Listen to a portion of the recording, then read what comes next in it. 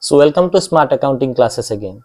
The topic that we are going to discuss today, that is workman compensation reserve or workman compensation fund. Okay, so before going to the journal entries or before going to the accounting treatments related to workman compensation reserve or workman compensation fund, let's try to understand the meaning of the WCF. Okay, so it is written by WCR or sometimes it is written by WCF, the Workman Compensation Reserve, Workman Compensation Fund. So basically workman compensation fund होता क्या है? So just assume that एक business organisation में worker लोग जब काम करते हैं तो कभी कभार वर्कर लोगों को कोई तकलीफ हो जाता है, जैसे कि किसी का सम अनसीन थिंग्स हैपेंस, कोई किसी को चोट लग गया, तो उस टाइम पे क्या होगा, वो बिजनेस ऑर्गेनाइजेशन और वो जो बिजनेस ऑर्गेनाइजेशन हो गया उसको क्या करता है, वर्कमैन को उसके लिए क्लेम देना पड़ता है। जैसे कि उसका मेडिकल एक्सपेंसेस कौन बेयर करेगा? अभी जो बिजनेस, जिस बिजनेस के लिए वो काम करते हैं उस बिजनेस ऑर्गेनाइजेशन उसको मेडिकल क्लेम देना पड़ेगा ना।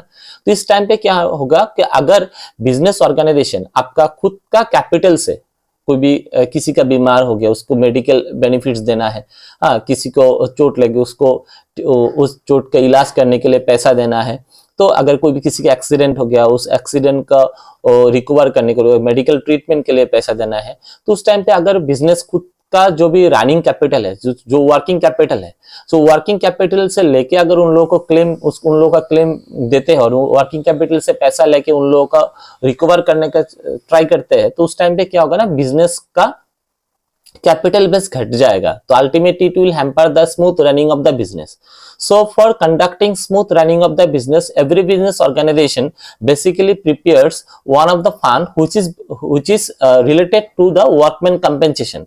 So if there is any unseen contingencies happens into the future, so from this fund only the business can recover the amount. Okay, कि मानिए कि अगर बिजनेस में फ्यूचर में जाके किसी को चोट भी लगता है, किसी को मेडिकल बेनिफिट भी देना है, और अगर हम लोग ने कुछ फंड ऐसा बना के रखा है कि फ्यूचर में अगर कोई भी किसी को वर्कर को प्रॉब्लम होगा तो इस फंड से लेके ही पैसा देंगे हम लोग, तो इसके लिए तब क्या होता है ना, इजी हो जाता है बिजनेस के लिए, उस फंड से लेके वर्कर लोग को पैसा दे दिया। तो यहाँ पे बिजनेस का जो भी वर्किंग कैपिटल है, वर्किंग कैपिटल के ऊपर कोई तरह का हैम्पर नहीं आया, जिसके कारण बिजनेस स्मूथली कंडक्ट कर सकते हैं। तो ये होता है workman compensation fund.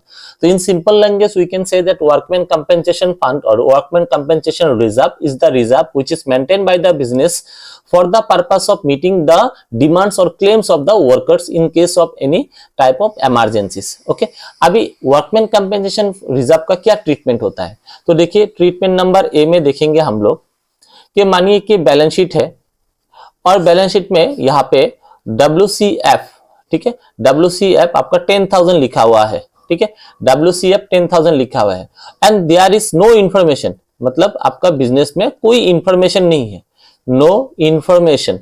It means अगर नो इंफॉर्मेशन रहता है तो इसका मतलब ये होता है कि वर्कर लोगों ने किसी टाइप का क्लेम किया ही नहीं। तो जब नया पार्टनर एडमिट होगा, at the time of admission of partner, this fund should be distributed among the old partners in their old ratio. So the entry will be, journal entries will be workman compensation fund account debit to all partners capital account. ये कौन सा ratio में होगा? Old ratio, ठीक है।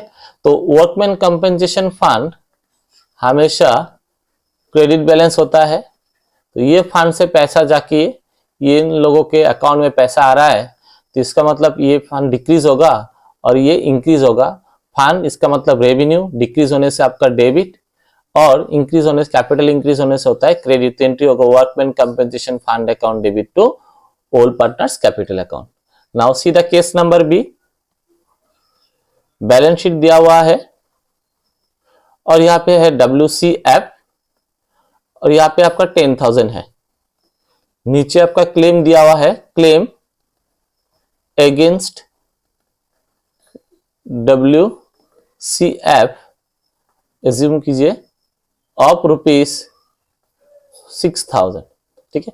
तो किसी worker को कोई तकलीफ के कारण उन लोगों ने क्या किया था, क्लेम किया था।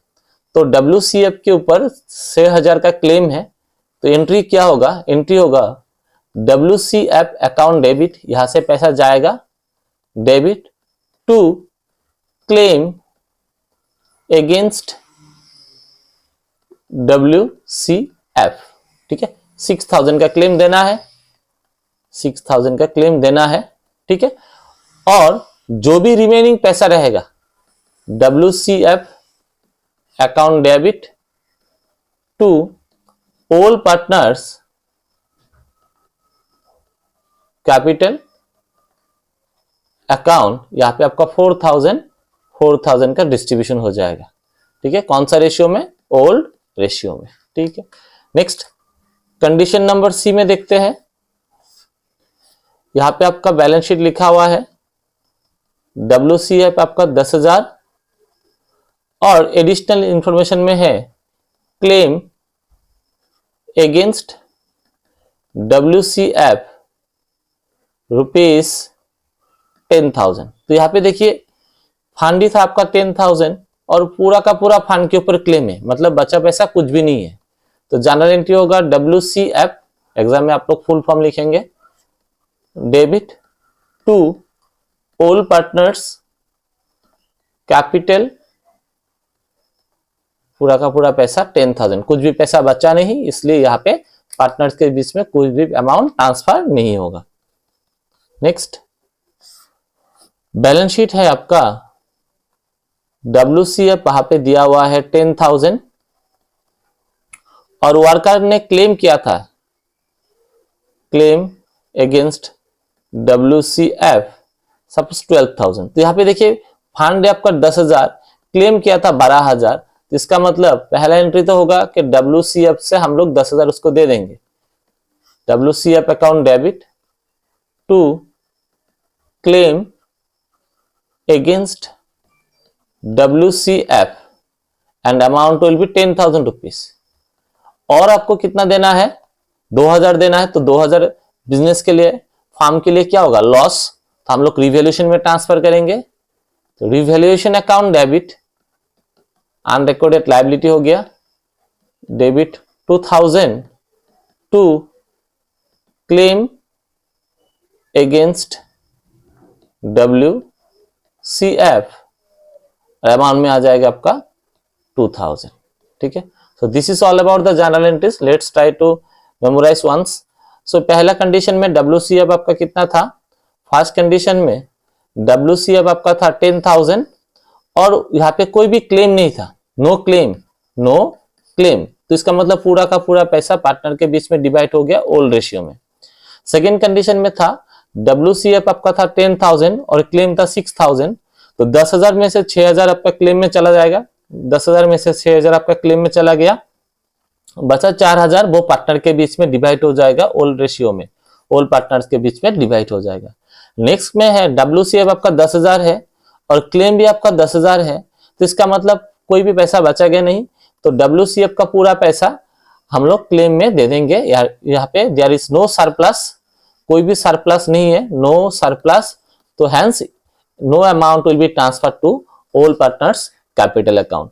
नेक्स्ट कंडीशन में है आपका WCF है 10,000 का और क्लेम है आपका 12,000 का, तो इसका मतलब क्लेम ज्यादा है फंड से, तो फंड से तो पहले हम लोग पूरा पैसा निकालेंगे, फंड से पूरा पैसा निकाल के हम लोग क्लेम दे देंगे, और जो पैसा मेरे को एक्स्ट्रा लग रहा है वो हमारे लिए लॉस होगा, तो हम लोग इसको रिवैल्यूएशन अकाउंट में डेबिट करेंगे। तो revaluation account debit, revaluation account को डेबिट करके क्लेम को हम लोग क्रेडिट कर देंगे। तो revaluation account debit to claim against WCF account, ये हम लोग का हो गया unrecorded liability. So this is all about the accounting treatment related to workman compensation fund और workman compensation reserve. Thank you.